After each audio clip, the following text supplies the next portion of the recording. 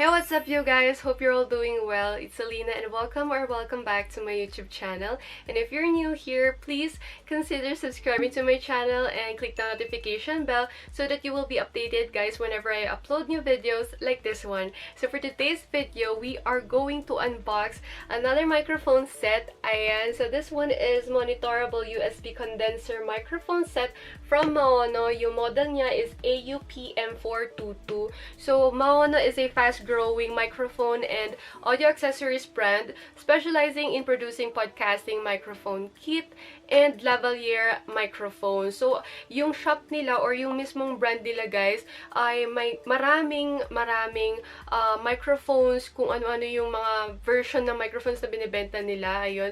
They have microphones that are good for podcasting, for song covers, for live streamings, ano pa ba, kung ano-ano siguro guys, just to improve the quality of the sound. Ayan guys, kompleto sila, they have headphones, etc.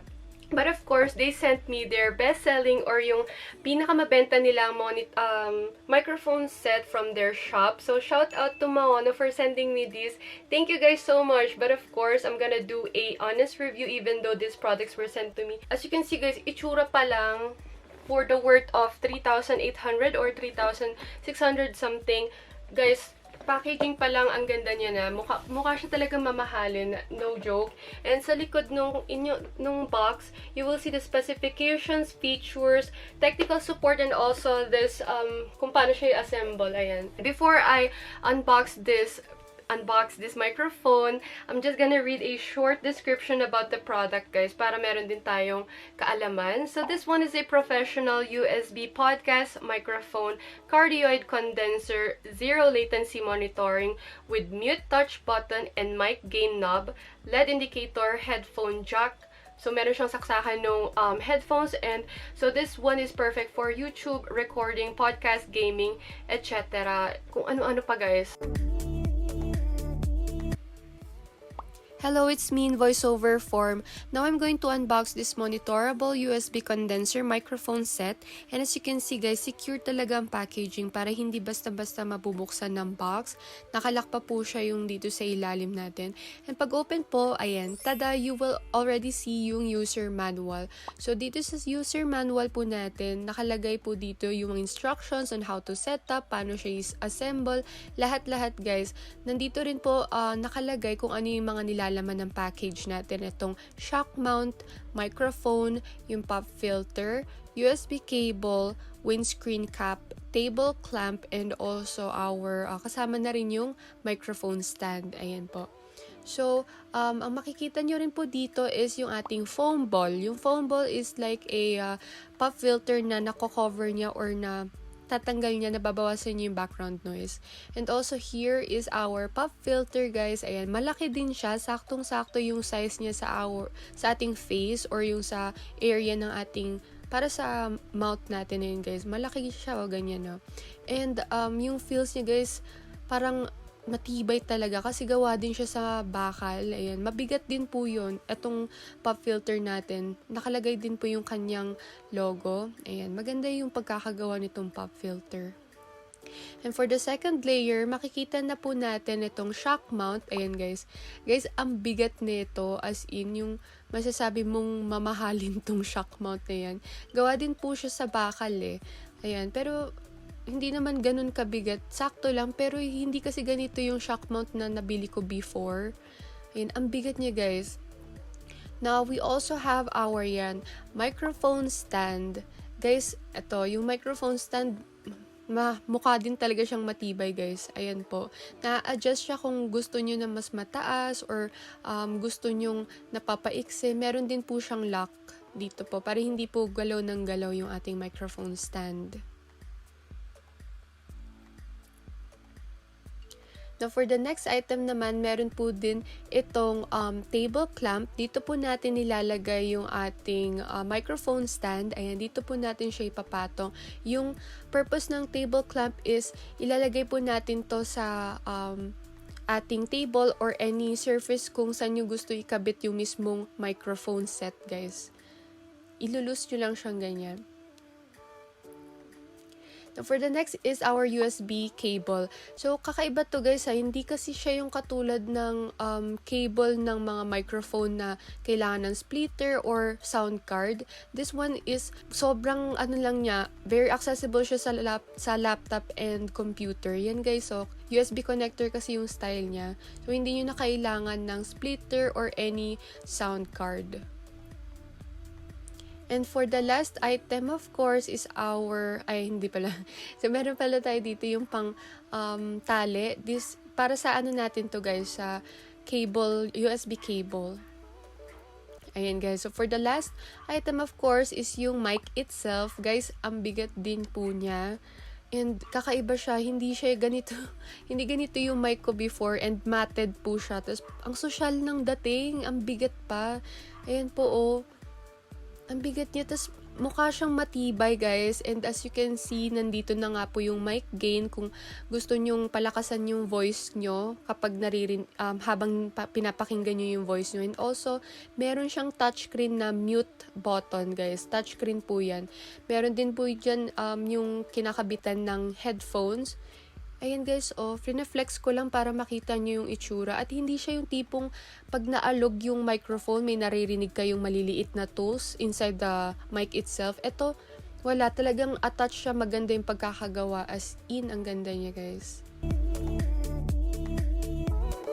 Now, for the setup, guys, ang first step na gagawin natin is ilalagay natin itong table clamp. So, I have a drawer here. Tinanggal ko na lang muna para dito ko na lang muna siya ilalagay, guys. Kasi wala pa naman akong computer table. Ayan.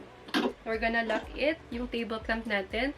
Now, for the second is itong mic stand mismo. So, ito, guys, yung ikakabit natin sa table clamp. This one, yung color black. Hindi yung metal. Ito po. Ganyan lang siya. And then, ilalak natin para hindi na mag-move ang ating mic stand. For our third step naman po, guys, lalagay na natin tong shock mount natin dito.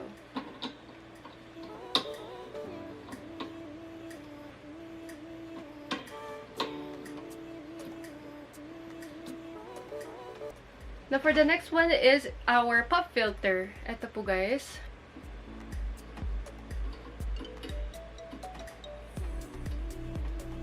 Ayan po. Ganito po dapat yung itsura niya, guys, ha? Ganyan siya. Pero, syempre, ayusin muna natin para malagay na natin ang ating microphone. Ayan, guys. So, dahan-dahan dito sa microphone natin kasi mabigat siya and nakakatakot kapag bumagsak. Pero, halata namang matibay. So, yung pag-lock naman ng ating microphone, guys, dito sa ilalim, meron tayong i-rotate sa ilalim po. And, ganyan na siya, guys. Ayan, ganyan ang itsura.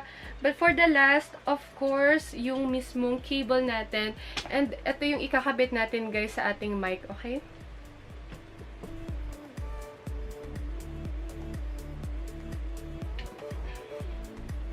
Ayan. This one naman is yung sa laptop po. Now, it's time for sound test naman, you guys. So, this is how my voice sounds like if it's recorded from the internal microphone of my camera. By the way, the camera that I'm using is Canon EOS M100. Yun yung model niya. And this is how my voice sounds like. Test 1, 2, 3, 4, 5. This is Maria Frances Selina. Welcome back to my YouTube channel.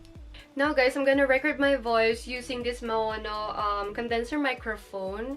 And, ayun, guys, naka-open siya. And I can hear myself.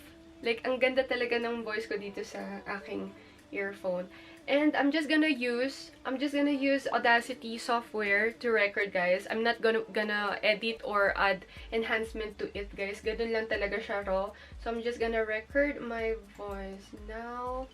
So yeah, this is how my voice sounds like if it's recorded from the Maono condenser microphone, just using the pop filter.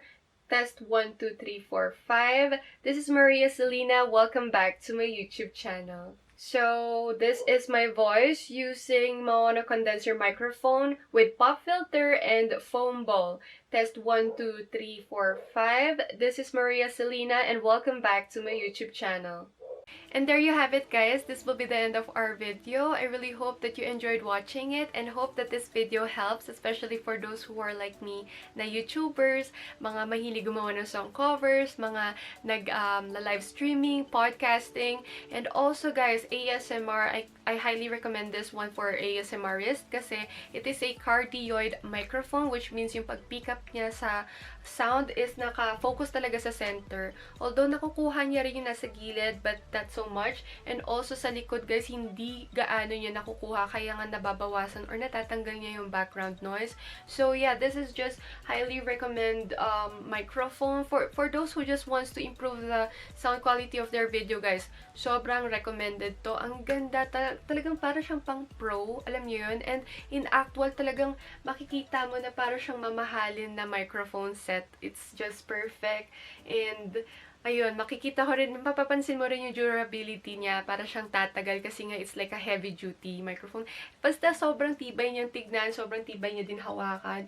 And the performance, how it pick up the sound na naproproduce, ang ganda guys. Ang ganda. Also, zero latency siya. Ibig sabihin, yung pagka-produce ng sound, sumasakto siya sa pagkakarinig nyo dun sa earphone nyo. Ang ganda guys. Sobrang ganda sa song covers. So, ayun lang. Sana nagustuhan nyo tong video na to. And if you did, please leave a thumbs up. And don't forget to subscribe to my channel if you haven't subscribed yet. And click the notification bell para lagi kayong updated whenever I post new videos, guys. See you on my next video. God bless you all and stay safe. Bye-bye!